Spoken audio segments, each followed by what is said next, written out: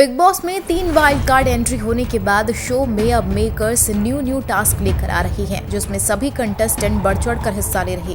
हालांकि घर में आए 3 कंटेस्टेंट की बॉन्डिंग ज्यादा देखने को मिल रही है, क्योंकि बिग बॉस में इस समय नॉमिनेटर की प्रक्रिया चल रही। तो वहीं ऐसे में सभी कंटेस्टेंट अपने अपने खेल में लगे हुए हैं और एक दूसरे को नॉमिनेट से बचाने के लिए चाल चल रही है। वहीं बिग बॉस की कैप्टन रही कविता कौशिक इस नॉमिनेशन की प्रक्रिया में सेफ रही।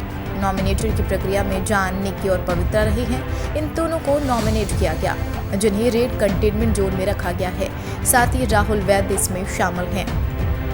इन चारों की नॉमिनेटेड प्रक्रिया को पूरे घर के बाकी सदस्यों ने किया था। आपसी सहमत बनाकर यह फैसला लिया गया था, लेकिन उसके बाद भी नॉमिनेटेड हुए घर के कंटेस्टेंट इस बात से खुश नहीं हैं कि इस बीच एजाज और पवित्रा के साथ फाइट हो जाती है। तो कहीं घर के बाकी सदस्यों को नॉमिनेट करने के लिए पवित्रा और एजाज को भी कहा गया था, जिसमें शुरुआत में तो उन दोनों की आपसी तालमेल मैच नहीं मिली, लेकिन फिर उसके बाद दोनों ने फैसला किया कि वह राहुल वैद्य को घर से निकालेंगे।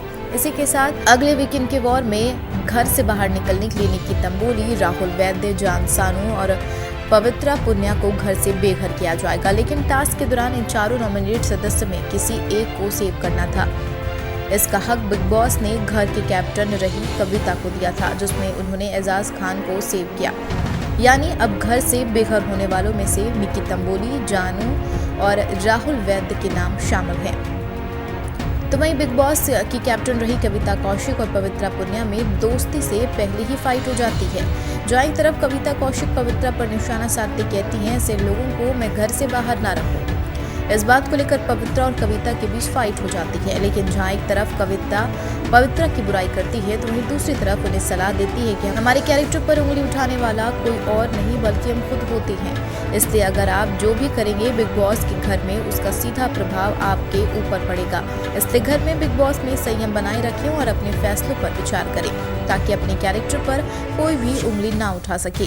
इसी बात को लेकर पवित्रा भी कविता को मुंहतोड़ जवाब देती है और कहती हैं, जिसने सबसे पहले मेरे कैरेक्टर पर सवाल उठाया वही मुझे सलाह दे रही हैं।